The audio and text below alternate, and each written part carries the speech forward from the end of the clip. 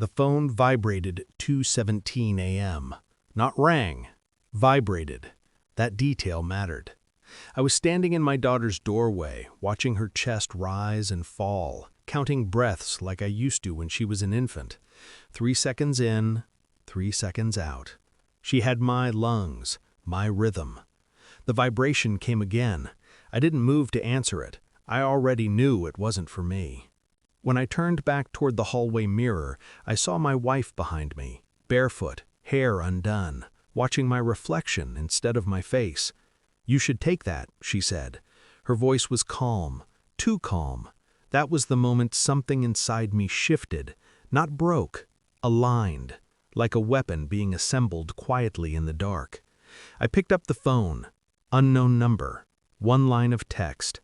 "He's asking questions. End this." I didn't ask who he was. I didn't ask what this meant. I looked at my wife in the mirror. She was already crying. I didn't confront her. That would have been sloppy. Instead, I watched. I noticed the way she'd started showering at night, the way she locked the bathroom door now, the way our children were suddenly busy when I came home early, headphones on, screens turned just slightly away from me. I told myself I was imagining it. Men do that. We lie to ourselves to preserve the architecture of our lives. But lies have weight, and ours were starting to bend the floorboards. I found a second phone 3 days later, hidden in the cereal box, a cheap prepaid model. No photos, no apps, just messages. Not romantic ones, operational ones, schedules, drop-offs, warnings, and one recurring phrase that made my hands go numb. The children must never tell him. Children, plural. That was when I stopped sleeping.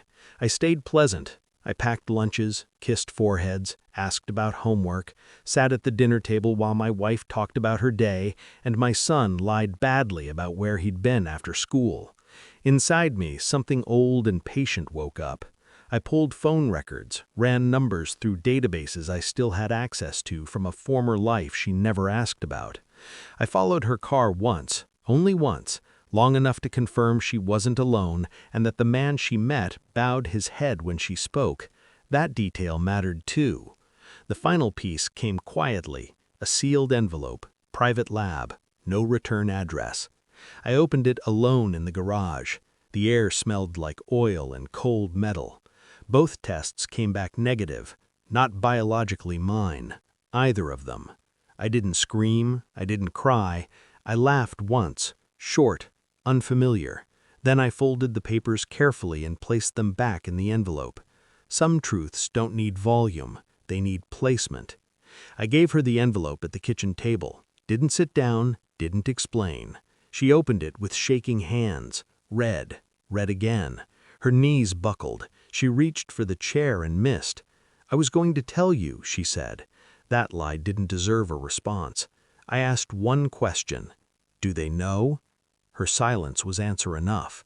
That was when she broke, begging, explaining, words spilling over each other, how it started as a belief system, how the man promised purpose, how the children were chosen, how no one had ever been hurt.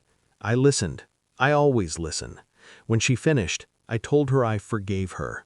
She collapsed into relief. That was my final gift. I didn't go to the police. I went to the truth.